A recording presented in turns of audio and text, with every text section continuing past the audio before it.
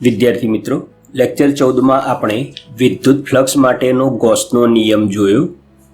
આજે આપણે એ નિયમને લગતા અગત્યના મુદ્દાઓ જોઈએ જે તમને એમસીક્યુઝ અને એક્ઝામ્પલ સરળતાથી સોલ્વ કરવા માટે ઘણા જ ઉપયોગી થશે. દરેક મુદ્દાને સમજવાનો પ્રયાસ કરશો અને જરૂર જણાય તો સ્ક્રીનશોટ લઈ રાખશો. તો લાસ્ટ લેક્ચરમાં આપણે ફ્લક્સના નિયમનું ગાણિતીય સ્વરૂપ જોયું કે ફ્લક્સ ફાઈ બરાબર ક્યુ ઇન અપોન એપ્સિલોન 0.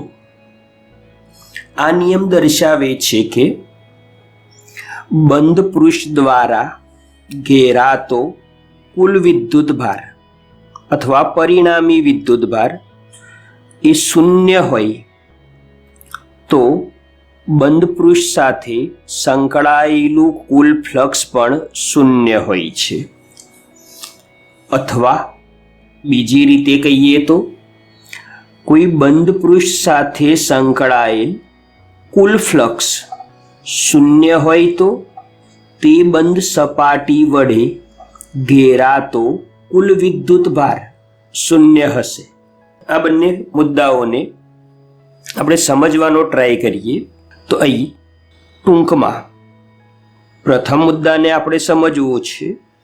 તો એ મુદ્દો આપણને એવું કહે છે કે ક્યુ ઇન એટલે કે બંધ પૃષ્ઠની અંદરનો વિદ્યુત ભાર જો શૂન્ય હશે તો એની સાથે સંકળાયેલું ફ્લક્સ શૂન્ય હશે. આ ઇક્વેશન ઉપરથી આપણે જોઈ શકીએ કે ક્યુ ઇન બરાબર જો 0 હશે તો ફ્લક્સ ફાઈ બરાબર 0 થશે.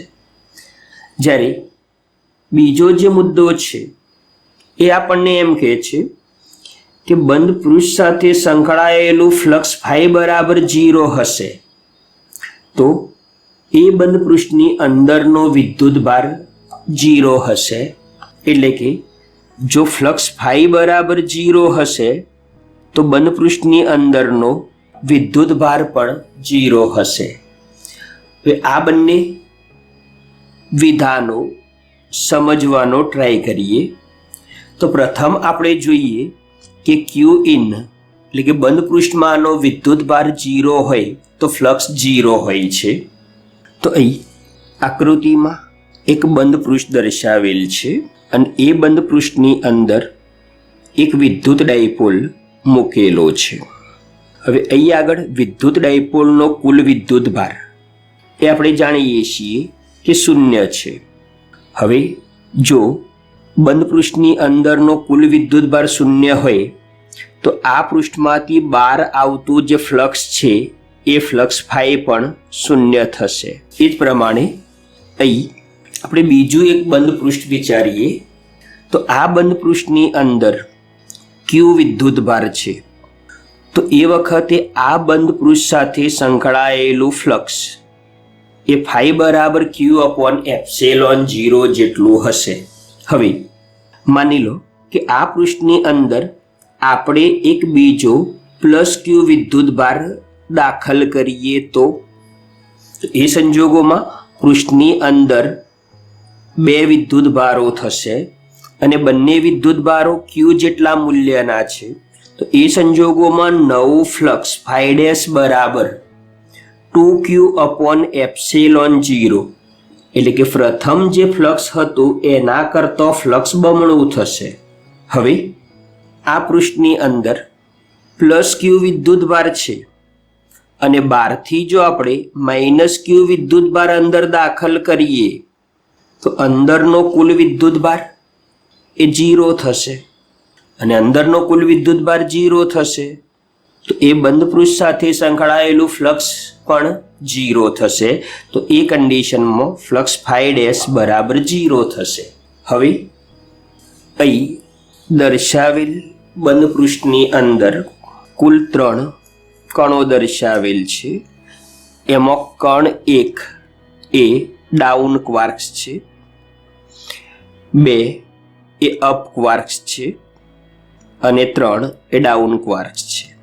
યુ એ અપ ક્વાર્ક્સનો સંકેત છે કે જેનું મૂલ્ય +2/3 E જેટલું, જ્યારે ડી એ ડાઉન ક્વાર્ક્સ માટે છે, જેનું મૂલ્ય -1/3 E જેટલું છે. તો હવે આપણે આ કન્ડિશનમાં બંધ સપાટી સાથે સંકળાયેલું ફ્લક્સ શોધવું છે. તો સપાટીની અંદર જે વિદ્યુતભારો છે એ Q ઇન અથવા તો સિગ્મા Q બરાબર કુલ 3 વિદ્યુતભારો છે, એટલે Q1 plus Q2 plus Q3. હવે Q1 એ ડાઉન ક્વાર્ક્સ છે, એટલે -1/3 E. Q2 એ અપ ક્વાર્ક્સ છે, એટલે +2/3 E. અને Q3 એ ડાઉન ક્વાર્ક્સ છે, એટલે -1/3 E. તો અહીં ત્રણેયનો સરવાળો લેતા પરિણામી વિદ્યુતભાર 0 થાય છે, અને આપણે જોઈ ગયા કે પરિણામી વિદ્યુતભાર 0 તો ફ્લક્સ 0. અથવા તો બીજી રીતે પણ આપણે વિચારી શકીએ કે U D D એ ન્યુટ્રોનનું બંધારણ છે. હવે ન્યુટ્રોન ઉપરનો વિદ્યુતભાર 0, તો બંધ પૃષ્ઠની અંદર ન્યુટ્રોન હશે તો સપાટી સાથે સંકળાયેલું ફ્લક્સ 0 હશે.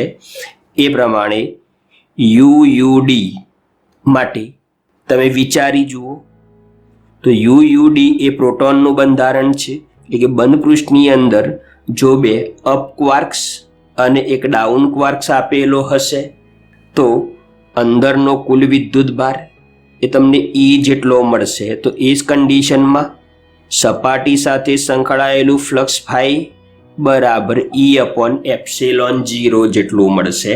તો અહીં આ કિસ્સાઓમાં આપણે એક વાત નોંધી કે બંધ પૃષ્ઠની અંદર જો વિદ્યુતભાર હશે તો ફ્લક્સ હશે, અને જો વિદ્યુતભાર નહીં હોય તો ફ્લક્સ નહીં હોય. હવે બીજી તરફ જ્યારે કોઈ બંધ પૃષ્ઠ સાથે સંકળાયેલું ફ્લક્સ 0 હોય તો એ બંધ પૃષ્ઠમાં રહેલો વિદ્યુતભાર 0 હોય છે. તો અહીં આકૃતિમાં સમાન બાહ્ય વિદ્યુત ક્ષેત્રની અંદર એક નળાકાર પૃષ્ઠ વિચારેલ છે. તો આ નળાકાર પૃષ્ઠમાં એક આડછેદને 1 તરીકે, બીજા આડછેદને 2 તરીકે અને નળાકારની વક્ર સપાટીને 3 તરીકે ઓળખીએ. સમગ્ર નળાકાર સાથે સંકળાયેલું કુલ ફ્લક્સ એટલે કે ફાઈ ટોટલ આપણે શોધવું છે. તો અહીં આ સપાટી સાથે સંકળાયેલું ફ્લક્સ જેને આપણે φ1, આ તરફની સપાટી સાથે સંકળાયેલું ફ્લક્સ જેને આપણે φ2 અને નળાકારની આ વક્ર સપાટી સાથે સંકળાયેલું ફ્લક્સ આપણે φ3 તરીકે ઓળખીએ. તો નળાકાર સાથે સંકળાયેલો કુલ ફ્લક્સ એ આ ત્રણેય ફ્લક્સોના સરવાળા જેટલું મળશે. હવે આકૃતિમાંથી આપણે જોઈ શકીએ છીએ કે જે નળાકાર વક્ર સપાટી છે, ક્ષેત્ર રેખાઓ એને સમાંતર પસાર થાય છે, એટલે કે એ વક્ર સપાટીમાંથી કોઈ ક્ષેત્ર રેખા બહાર નીકળતી નથી કે અંદર દાખલ થતી નથી. એટલે વક્ર સપાટી 3 સાથે સંકળાયેલું ફ્લક્સ તો 0 થશે. એટલે હવે વાત વધી બાકીની બે સપાટીઓની, એટલે કે પૃષ્ઠ 1 અને પૃષ્ઠ 2. તો અહીં આ પૃષ્ઠ સાથે સંકળાયેલ ફ્લક્સ શોધવા માટે અહીં આકૃતિમાં ક્ષેત્રની દિશા એ આપણને જમણી તરફ મળે છે. જ્યારે આપણે જોઈ ગયા કે પૃષ્ઠ અથવા તો ક્ષેત્રફળ સદિશ એ પૃષ્ઠમાંથી લંબ અને બહારની તરફનો હોય તો એ પરિસ્થિતિમાં વિદ્યુત ક્ષેત્ર અને ક્ષેત્રફળ સદિશ વચ્ચેનો ખૂણો આપણને 180 મળશે. હવે સપાટી 2 માટે તો વિદ્યુત ક્ષેત્ર એ જમણી તરફ છે, જ્યારે ક્ષેત્રફળ સદિશ એ પૃષ્ઠને લંબ અને બહારની તરફ, તો એ પણ પૃષ્ઠની જમણી બાજુ થશે. તો એ પરિસ્થિતિમાં સદિશ E અને સદિશ S2 બંને એક જ દિશામાં, તો બંને વચ્ચેનો ખૂણો θ બરાબર 0. હવે ફ્લક્સની વ્યાખ્યા તો ફ્લક્સ φ બરાબર ES cos θ તો φ1 માટે ES1 cos 180 પ્રથમ સપાટી માટે, જ્યારે બીજી સપાટી માટે ES2 cos 0 અને વક્ર સપાટી માટે તો ફ્લક્સ 0 જ છે. cos 180 બરાબર -1 તો એ ફ્લક્સ થશે -ES1. જ્યારે બીજી સપાટી સાથે cos 0 બરાબર 1 ત્યારે એ ફ્લક્સ થશે ES2. હવે બંને પૃષ્ઠોનું ક્ષેત્રફળ જે છે એનું મૂલ્ય સરખું છે. આપણે S તરીકે લઈએ તો એક સપાટી માટે ફ્લક્સ -ES, જ્યારે બીજી સપાટી માટે ફ્લક્સ +ES, એટલે બંધ પૃષ્ઠ સાથે સંકળાયેલું ફ્લક્સ એ 0 થશે. હવે જો ફ્લક્સ 0 છે તો એ બંધ પૃષ્ઠની અંદર વિદ્યુત ભાર પણ 0 હશે. અને આપણે એ વસ્તુ નોંધી શકીએ છીએ, અહીં બંધ પૃષ્ઠ જે આપેલું છે એ બાહ્ય ક્ષેત્રમાં છે, એટલે જે વિદ્યુત ભાર હશે એ વિદ્યુત ભાર બહારની તરફ હશે, અંદરની તરફ કોઈ વિદ્યુત ભાર નથી. બીજી રીતે આ જ વસ્તુ આપણે વિચારીએ તો અહીં એક સમઘન દર્શાવેલું છે. આ સમઘન પણ બાહ્ય ક્ષેત્રની અંદર મૂકેલ છે.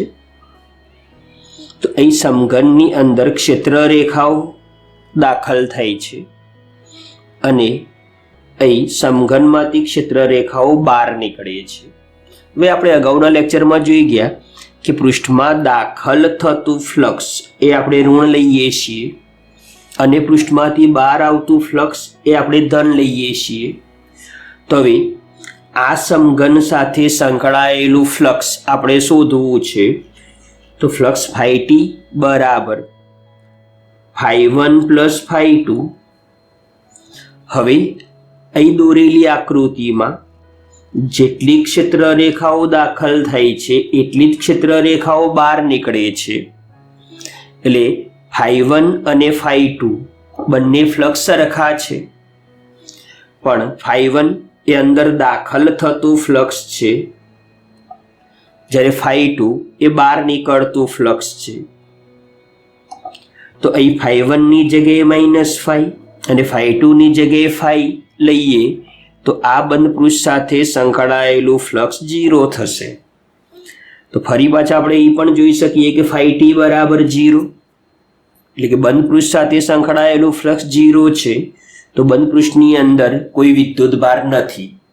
એટલે સરળતા ખાતર આપણે જ્યારે કોઈ બંધ પૃષ્ઠને બાહ્ય ક્ષેત્રમાં મૂકેલું હોય ત્યારે એમાં જેટલી ક્ષેત્ર રેખાઓ દાખલ થતી હોય એટલી ક્ષેત્ર રેખાઓ બહાર નીકળતી હોય તો સીધું પરિણામ આપી શકીએ કે એ બંધ પૃષ્ઠ સાથે સંકળાયેલું કુલ ફ્લક્સ 0 છે, અથવા તો એ પૃષ્ઠની અંદર કોઈ વિદ્યુત ભાર નથી. હવે આપણે આપણી ટેક્સ્ટ બુકમાં આપેલ ગૌસના નિયમ અંગેના 6 અગત્યના મુદ્દાઓ સમજવાનો પ્રયાસ કરીએ. તો એ પૈકી ગૌસના નિયમનો પ્રથમ જે મુદ્દો છે તો ગૌસનો નિયમ કોઈ પણ બંધ સપાટી માટે સત્ય છે, પછી ભલે ને તેનો આકાર કે પરિમાણ એટલે કે સાઇઝ ગમે તે હોય. એનો અર્થ કે ગૌસનો નિયમ આકાર કે પરિમાણ ઉપર આધાર રાખતો નથી, પણ એ બંધ પૃષ્ઠની અંદર શું આવેલું છે એટલે કે કેટલો વિદ્યુત ભાર છે એના પર આધાર રાખે છે. એટલે આપણે એવું કહી શકીએ कि फर्क पैकिंग से नहीं पड़ता बाबू, पैकिंग में क्या है उससे पड़ता है.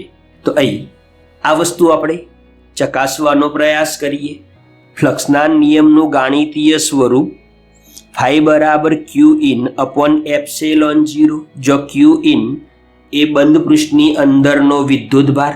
આ ઇક્વેશનમાં આપણે જોઈ શકીએ છીએ કે આ ઇક્વેશનમાં અંતરના પરિમાણ નથી, તો એના ઉપરથી સીધું આપણે રિઝલ્ટ આપી શકીએ કે એ આકાર કે પરિમાણ કે ત્રિજ્યા પર આધારિત નથી.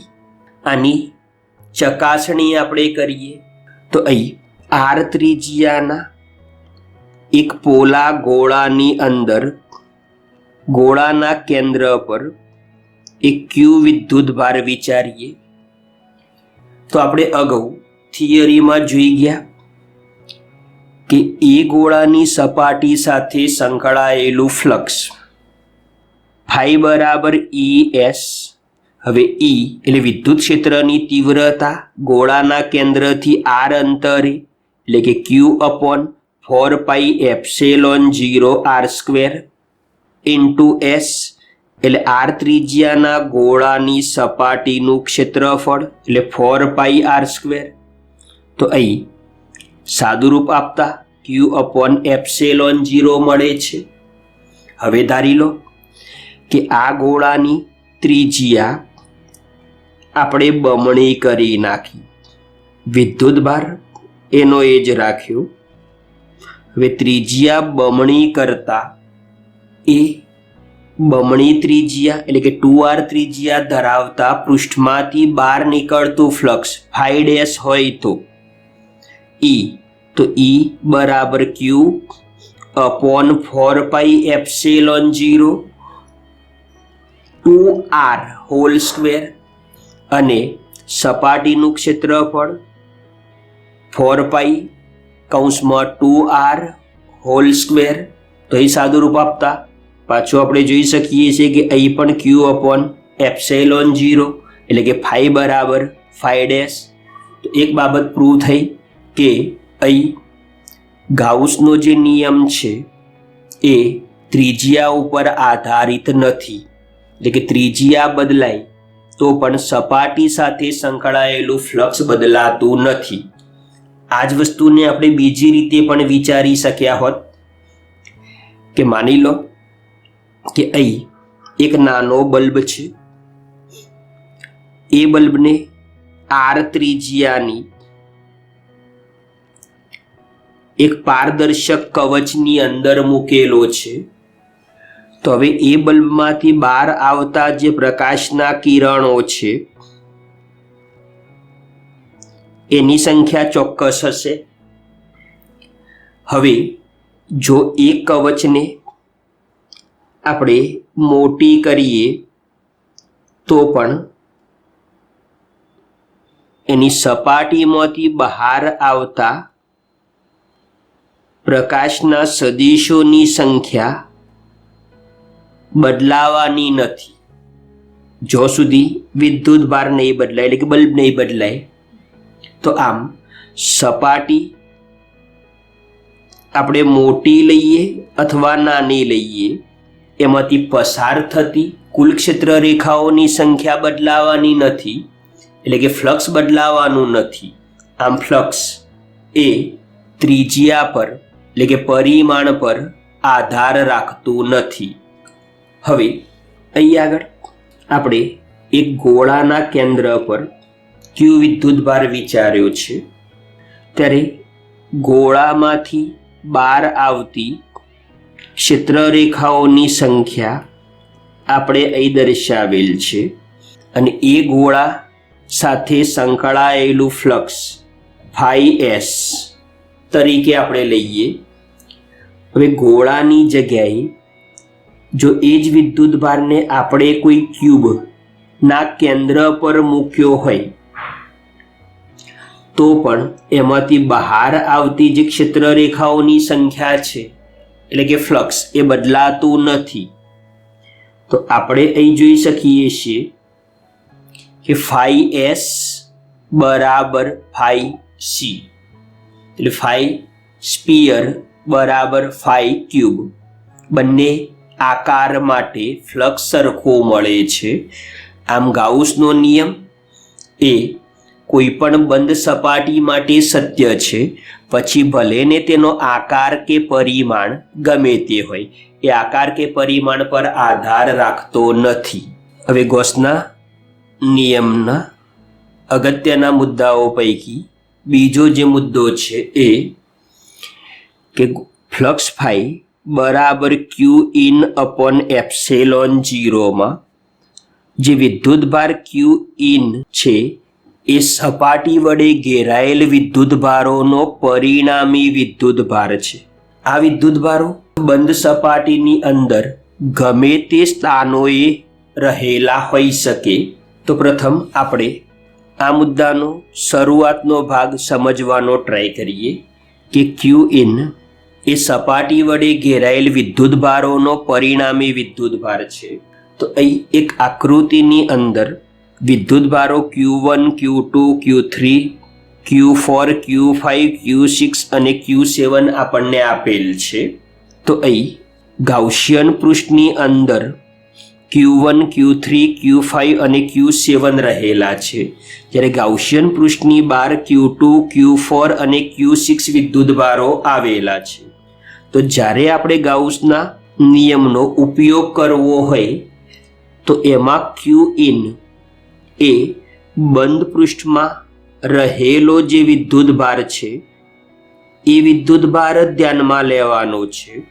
એટલે કે Q ઇન બરાબર સિગ્મા Q બરાબર Q1 plus Q3 plus Q5 plus Q7. બંધ પૃષ્ઠની બહાર આવેલો જે વિદ્યુતભાર છે એ આ ઇક્વેશનમાં ગણતરીમાં કે ધ્યાનમાં લેવાનો નથી. હવે આપણે આ જ પોઈન્ટનો બીજો ભાગ જોઈએ કે આ વિદ્યુતભારો બંધ સપાટીની અંદર ગમે તે સ્થાનોએ રહેલા હોઈ શકે.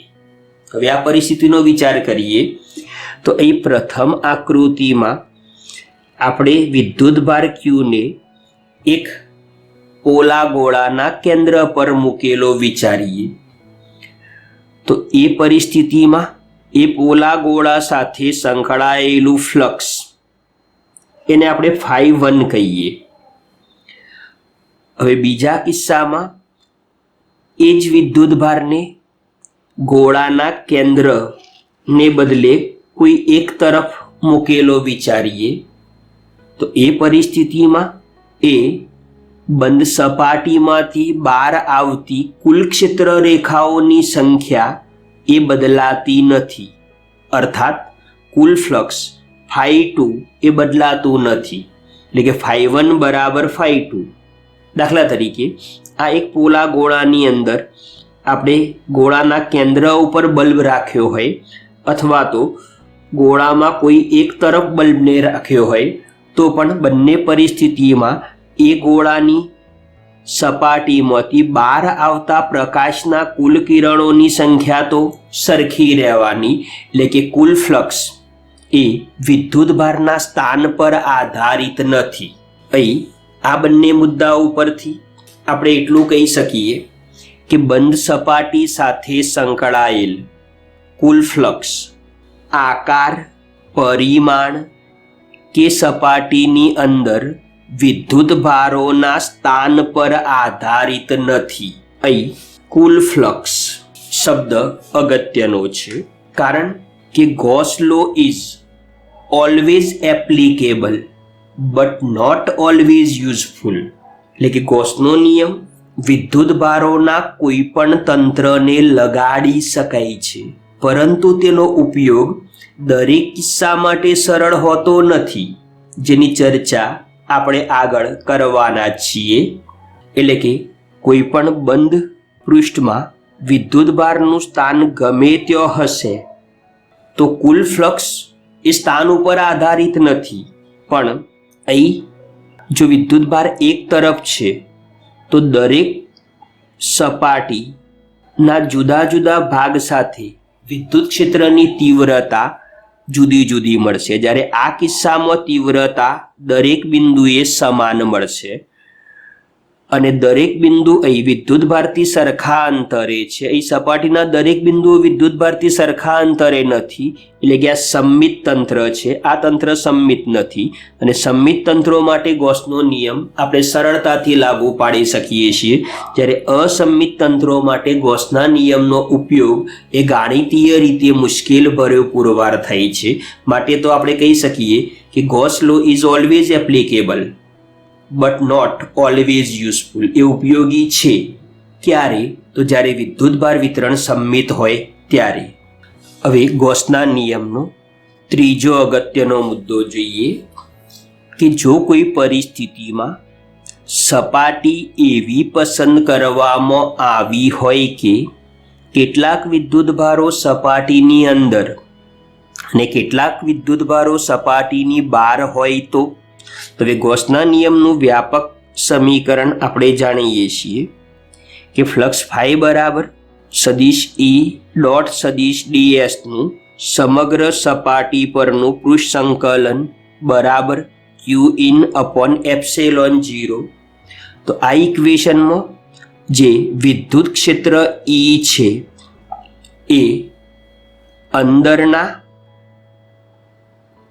અને બહારના બધા જ વિદ્યુતભારો વડે ઉદ્ભવતું પરિણામી ક્ષેત્ર છે, જ્યારે q in એ ફક્ત સપાટીની અંદરનો વિદ્યુતભાર જ દર્શાવે છે.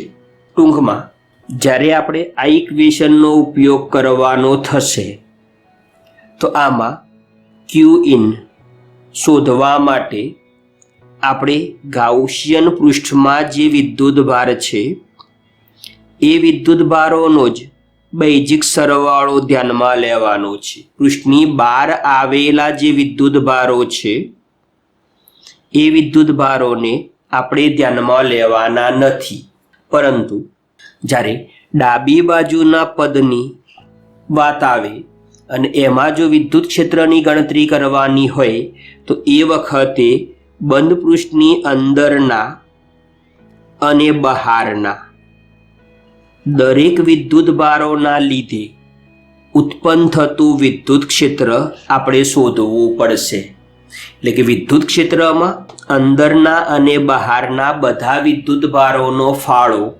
ગણવો પડશે, જ્યારે વિદ્યુતભારમાં ફક્ત અંદરના વિદ્યુતભારો ધ્યાનમાં લેવાના છે.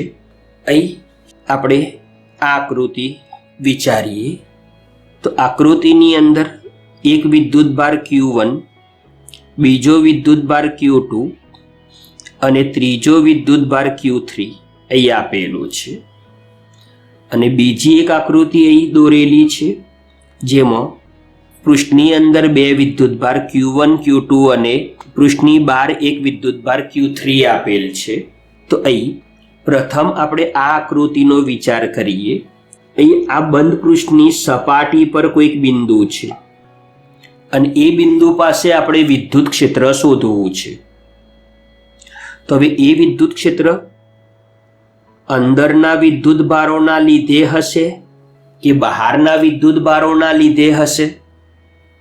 તો તમે સરળતાથી જોઈ શકો કે આ બિંદુ પાસે જે વિદ્યુત ક્ષેત્ર હશે એમાં અંદરના વિદ્યુતભારોનો તો ફાળો હશે જ, એ સિવાય બહારનો જે વિદ્યુતભાર છે એનો પણ ફાળો હશે. એટલે કે અહીં આપેલ બિંદુ પાસે વિદ્યુત ક્ષેત્ર શોધવામાં અંદરના અને બહારના દરેક વિદ્યુતભારોનો ફાળો આપણે ધ્યાનમાં લેવો પડે છે. જ્યારે ફ્લક્સની વાત કરીએ તો અહીં બહારનો જે વિદ્યુતભાર છે એ વિદ્યુતભારના લીધે સપાટીની અંદર જેટલી ક્ષેત્ર રેખાઓ દાખલ થઈ છે એટલી જ ક્ષેત્ર રેખાઓ એમાંથી બહાર આવે છે. એટલે ફ્લક્સ માટે આનો ફાળો 0 છે.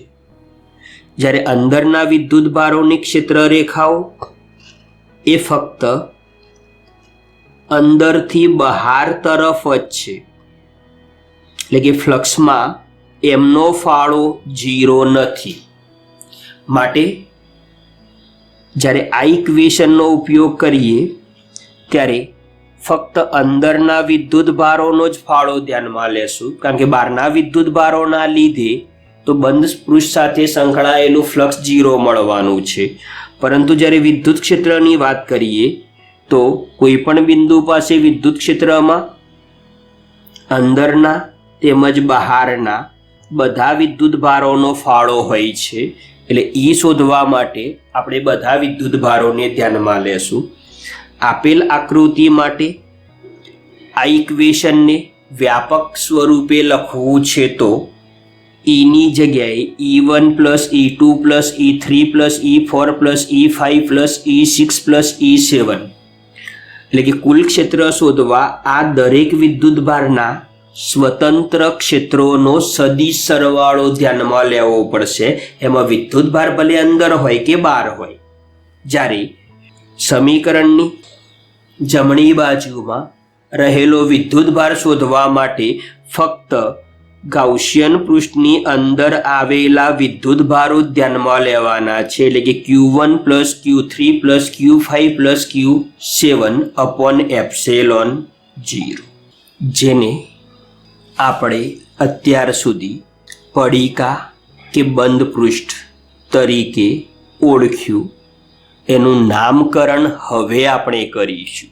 તો ગૌસના નિયમનો પાંચમો મુદ્દો કે ગૌસના નિયમનો ઉપયોગ કરવા આપણે જે સપાટી કે બંધ પૃષ્ઠ પસંદ કરીએ છીએ તેને ગૌસિયન સપાટી અથવા તો ગૌસિયન પૃષ્ઠ કહે છે.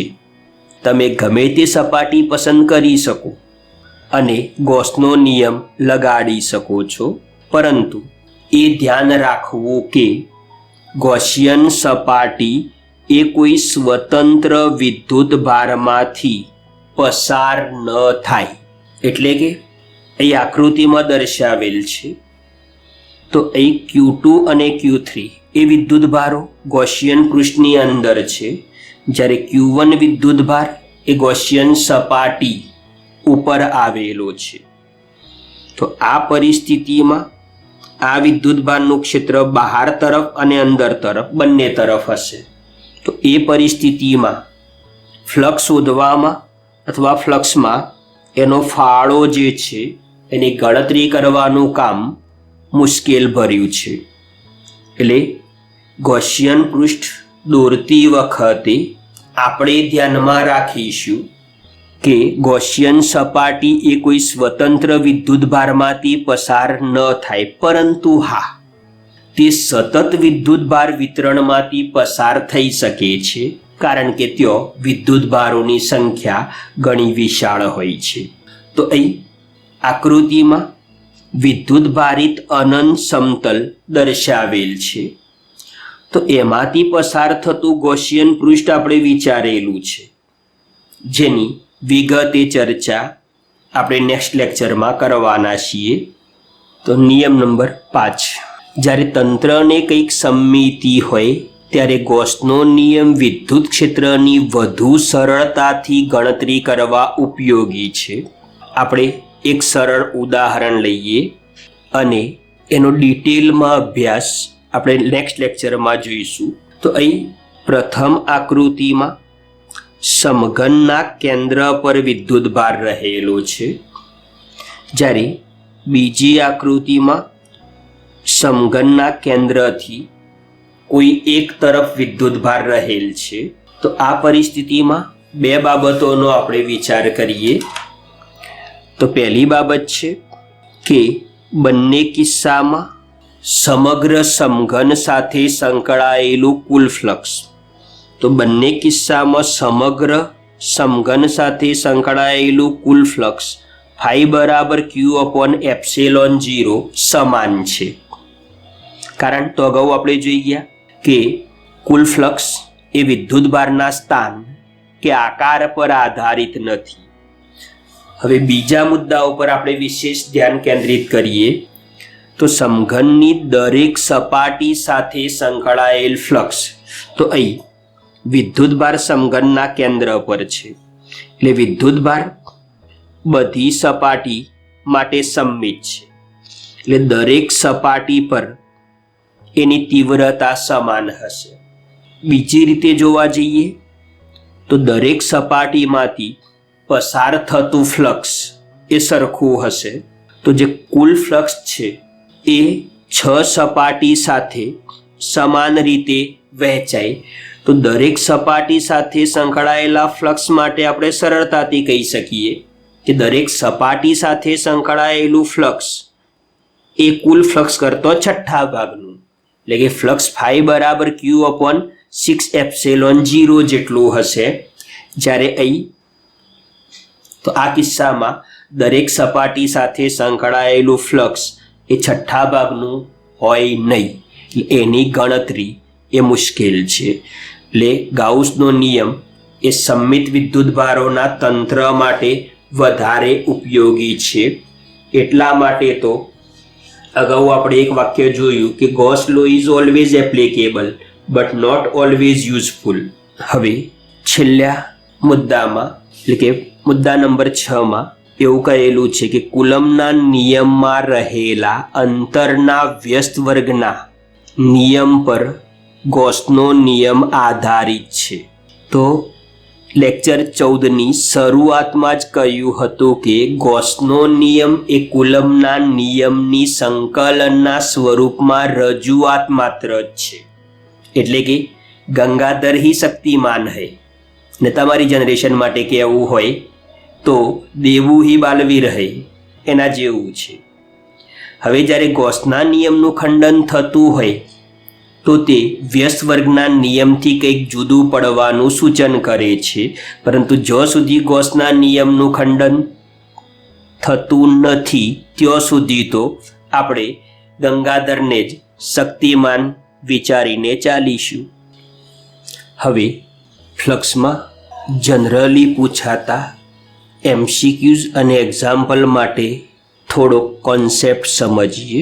તો અહીં એક સમઘનની આકૃતિ તમને આપેલ છે. એ સમઘનની દરેક બાજુની લંબાઈ એ જેટલી સમાન છે અને એ સમઘનમાંથી પસાર થતા 3 વિદ્યુતભારિત સળિયાઓ આકૃતિમાં દર્શાવેલ છે. તો એ કન્ડિશનમાં સળિયા પરનો જે વિદ્યુતભાર છે એ વિદ્યુતભારના લીધે સમઘન સાથે સંકળાયેલું ફ્લક્સ આપણે શોધવાનું હોય છે. તો આપણે જોઈ ગયા એ પ્રમાણે કે સમઘન એ ગાઉસિયન પૃષ્ઠ થશે.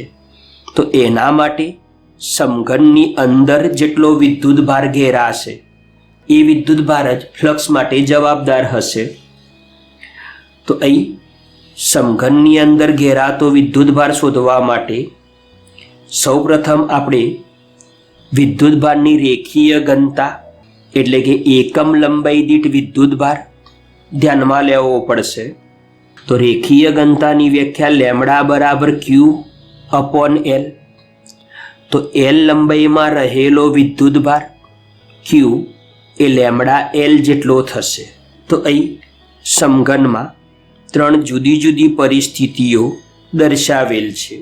પહેલી પરિસ્થિતિમાં સળિયો સમઘનના સામસામેના 2 પૃષ્ઠમાંથી પસાર થાય છે. તો એ કન્ડિશનમાં પૃષ્ઠમાં સળિયાની એ જેટલી બાજુ સમાશે. તો ફ્લક્સ ઉત્પન્ન કરવા માટે એ લંબાઈના સળિયા પરનો વિદ્યુતભાર જવાબદાર હશે. તો એ ફ્લક્સને φ1 કહી દઈએ. તો φ1 બરાબર Q/ε0. હવે Q બરાબર લેમ્ડા L. પણ અહીં અંદરની જે લંબાઈ છે સળિયાની એ જેટલી છે એટલે કે L બરાબર A. તો ફ્લક્સ થશે λA/ε0 જે સળિયાની ગોઠવણીઓમાં મળતા ફ્લક્સ પૈકી ઓછામાં ઓછું ફ્લક્સ હશે કે જ્યારે 2 સામસામેના સમતલમાંથી સળિયો પસાર થાય ત્યારે સળિયા પર રહેલા વિદ્યુતભારના લીધે મળતું ફ્લક્સ મિનિમમ હશે. હવે આપણે બીજી પરિસ્થિતિનો વિચાર કરીએ જેમાં આકૃતિમાં થોડુંક ધ્યાન રાખજો કે અહીં એક આ ધાર છે અને બિલકુલ એની સામેની આ ધાર. આ બંને ધારોમાંથી જ્યારે સળિયો આ રીતે પસાર થતો હોય ત્યારે એ અહીં આ રીતે વિકર્ણ તરીકે વિચારી શકીએ.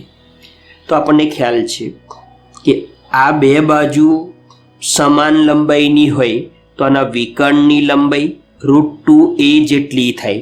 એટલે જો સળિયાની પરિસ્થિતિ આ રીતે આપેલી હોય તો સળિયાની સમઘનમાંની લંબાઈ √2a જેટલી થશે. તો એ પરિસ્થિતિમાં સમઘન સાથે સંકળાયેલું જે ફ્લક્સ છે એ ફ્લક્સ φ2 બરાબર Q/ε0 બરાબર લેમડા L/ε0, તો L બરાબર √2a, એટલે ફ્લક્સ φ2 બરાબર √2 લેમડા A/ε0, એટલે કે φ1 કરતો એ ફ્લક્સ √2 ગણું વધારે છે. હવે આપણે ત્રીજી પરિસ્થિતિનો વિચાર કરીએ તો એમાં સમઘનના આ રીતે બે સામસામેના સમતલના શિરોબિંદુઓમાંથી પસાર થતો સળિયો દર્શાવેલ હોય ત્યારે સળિયાની લંબાઈ સમઘનમાં મહત્તમ હોય છે અને એ લંબાઈ √3a જેટલી હોય છે. તો એ પરિસ્થિતિમાં આપણને સમઘન સાથે સંકળાયેલું જે ફ્લક્સ છે એ મહત્તમ મળે છે. તો √3a લંબાઈ માટે એ ફ્લક્સ થશે √3 લેમડા A/ε0, કે જે મહત્તમ ફ્લક્સ હશે. તો વિદ્યાર્થી મિત્રો, જ્યારે કોઈ સમઘન સાથે સંકળાયેલું ન્યૂનતમ ફ્લક્સ શોધવાનું હોય તો એ વખતે સળિયો જે છે ગોઠવણી જેવી હશે, જ્યારે મહત્તમ ફ્લક્સ માટે સળિયાની ગોઠવણી અહીં આકૃતિ 3માં દર્શાવેલ સળિયાની ગોઠવણી જેવી હશે. હવે જેમ આપણે સમઘનની વાત કરી એ જ પ્રમાણે અહીં એક શંકુ આકારનું બંધ પૃષ્ઠ છે. હવે આવા બંધ પૃષ્ઠની અંદરના ભાગે કોઈ પણ જગ્યાએ Q વિદ્યુતભાર આવેલ હોય, એ ચાહે અહીં હોય યા અહીં હોય, આ બંને પરિસ્થિતિમાં આ શંકુ સાથે સંકળાયેલ કુલ ફ્લક્સ એ Q/ε0 જેટલું થશે. પરંતુ જો આ વિદ્યુતભાર જે છે એ વિદ્યુતભાર અહીં વર્ટેક્સ પર આવેલો હોય તો એ પરિસ્થિતિમાં આનું જે ફ્લક્સ છે એ આ રીતે હશે, એટલે કે બધું ફ્લક્સ એ આ સપાટી સાથે સંકળાવાનું નથી. તો આપણે જો પસાર થતા ત્રિપરિમાણિક ગોળાની કલ્પના કરીએ તો એ કન્ડિશનમાં આ વિસ્તાર સાથે સંકળાયેલ ફ્લક્સ શોધવા માટે એક ઇક્વેશન આપણે યાદ રાખી લેશું કે φ કોન બરાબર Q/2ε0 કૌંસમાં 1 - cos થીટા, જો થીટા એ આ ખૂણો છે. આનો ઉપયોગ કેવી રીતે કરવો તો એના માટે આપણે એક પ્રશ્ન વિચારીએ. તો અહીં 2r લંબાઈ અને r જેટલી ત્રિજ્યા વાળું એક નળાકાર ગાઉસિયન પૃષ્ઠ આપેલું છે, જેના કેન્દ્ર પર Q વિદ્યુતભાર આપેલ છે, અને તમને એવું કહ્યું કે એ નળાકારની વક્ર સપાટીમાંથી પસાર થતું ફ્લક્સ φ' ગણો. તો હવે આપણને એટલો તો ખ્યાલ છે કે નળાકારના કિસ્સામાં વિદ્યુતભારના લીધે જે ફ્લક્સ હશે એ આ બંને સમતલ પૃષ્ઠ અને વક્ર પૃષ્ઠ સાથે સંકળાયેલ હશે. એટલે કે કુલ ફ્લક્સ શોધવા માટે આપણે φ + φ + φ', એટલે કે કુલ ફ્લક્સ φ બરાબર 2φ + φ' લેવું પડશે. હવે આપણે φ' શોધવો છે તો φ' બરાબર કુલ ફ્લક્સ -2φ, એટલે કે જો કુલ ફ્લક્સમાંથી આપણે આ ફ્લક્સ આની સાથે સંકળાયેલું ફ્લક્સ અને આની સાથે સંકળાયેલું ફ્લક્સ એ બાદ કરી દઈએ તો આપણને આ વક્ર સપાટી સાથે સંકળાયેલું જે ફ્લક્સ છે આપણને મળી જાય. તો આપણે કુલ ફ્લક્સમાંથી આ બે શંકુ આકારોના ફ્લક્સ બાદ કરવા છે. તો અહીં ફાઈનું આપણે જે ઇક્વેશન જોયું એ મૂકી દઈએ તો 2 અને 2 કેન્સલ થશે. આકૃતિમાં ત્રિજ્યા r છે અને વિદ્યુતભાર પણ એ પૃષ્ઠથી r અંતરે છે. તેથી θ 45, તો θ 45 મૂકતા અને સાદું રૂપ આપતા વક્ર સપાટી સાથે સંકળાયેલું ફ્લક્સ ફાઈ બરાબર Q/√2 ઇન્ટુ ε0 આપણે સરળતાથી શોધી શકીએ છીએ. તો સ્પર્ધાત્મક પરીક્ષામાં આ રીતના પ્રશ્નો સોલ્વ કરવા માટે આ ઇક્વેશન અને આ રીતે એનો ઉપયોગ એ યાદ રાખી લેશો. હવે અહીં આકૃતિમાં એક વિદ્યુત ભાર આપેલો છે અને અર્ધગોળો આપેલો છે. તો એ અર્ધગોળાની આ સપાટી સાથે સંકળાયેલું ફ્લક્સ આપણે શોધવું છે. તો ગાઉસના નિયમના જે અગત્યના મુદ્દાઓ જોયા એમાં આપણે જોયું કે જો બંધ પૃષ્ઠ હોય તો બંધ પૃષ્ઠ સાથે સંકળાયેલું કુલ ફ્લક્સ એ Q/ε0 છે. એટલે કે જો અહીં આખો ગોળો હોત તો ફ્લક્સ Q/ε0 છે, પણ એની જગ્યાએ અહીં આપણને અડધો ગોળો આપેલો છે.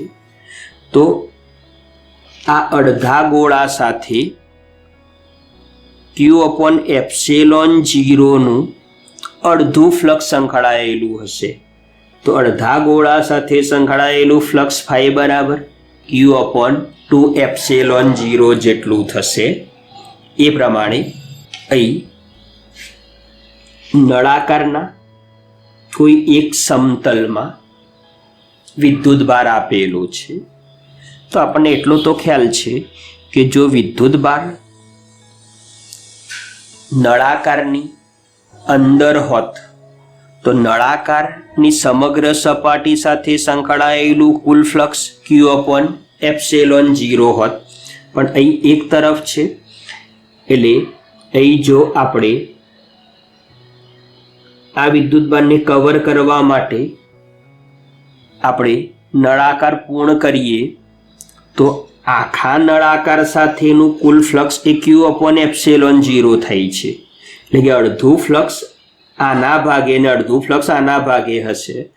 એટલે અહીં વિદ્યુતભાર અહીં આપેલ છે, જેના લીધે આની સાથે સંકળાયેલું ફ્લક્સ એ Q/ε0 કરતો અડધું હશે. એટલે કે Q/2ε0 જેટલું હશે.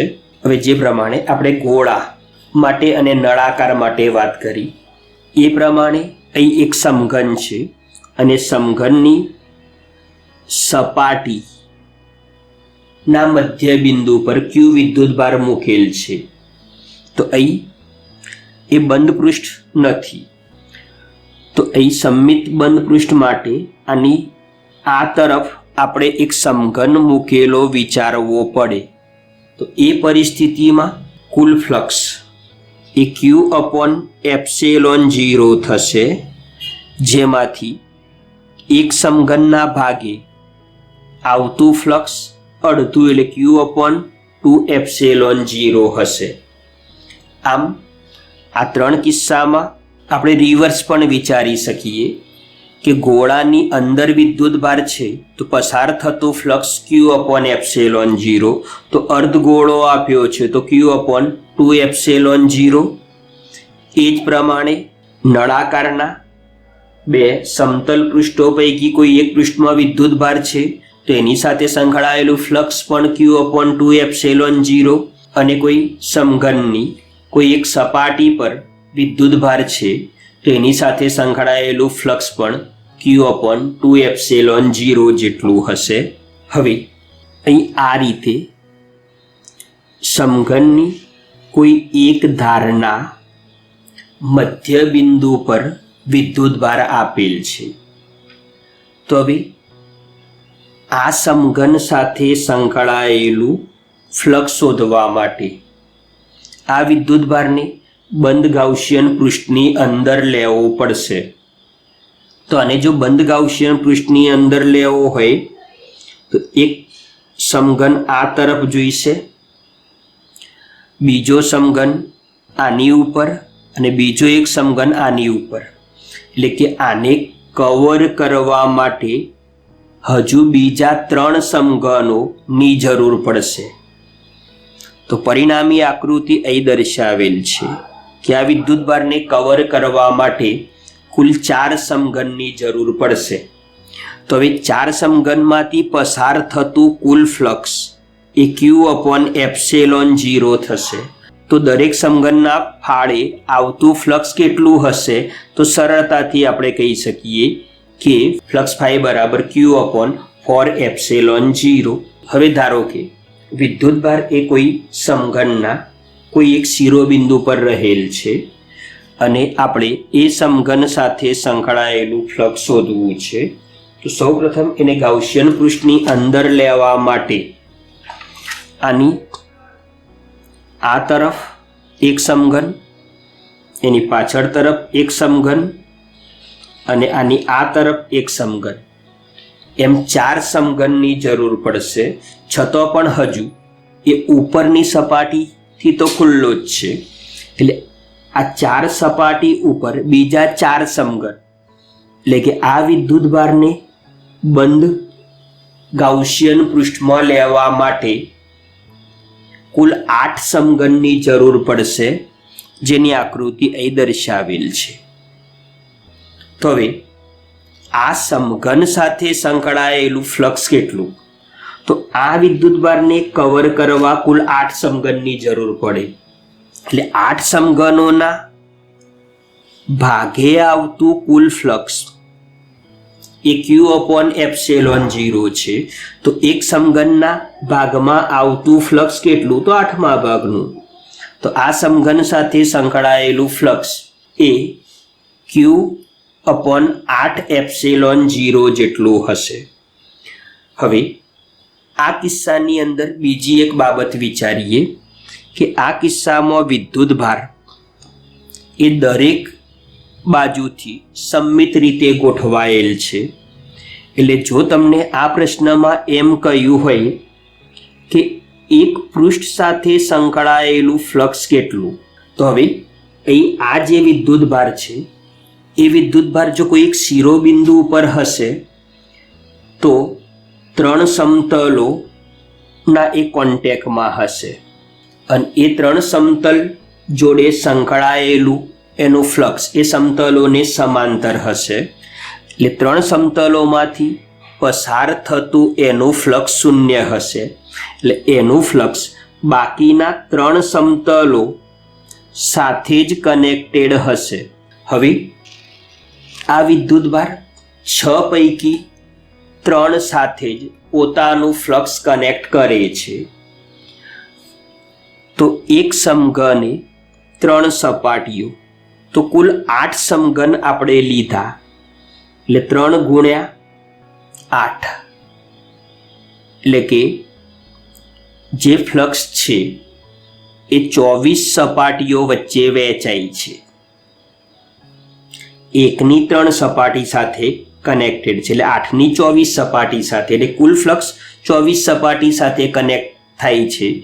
તો હવે દરેક સપાટી એટલે કે આ સપાટીના ભાગે આવતું ફ્લક્સ કેટલું? તો 24મા ભાગનું. એટલે ફ્લક્સ ફાઈ બરાબર Q/24ε0 થશે. વિદ્યાર્થી મિત્રો, આ ટોપિક રિલેટેડ પ્રશ્નોની લિંક તમને ડિસ્ક્રિપ્શનમાં આપેલી છે, અથવા તો એન્જોય ફિઝિક્સ ફેસબુક પેજ ઉપરથી પણ તમે પ્રશ્નો ડાઉનલોડ કરી અને સોલ્વ કરી લેશો.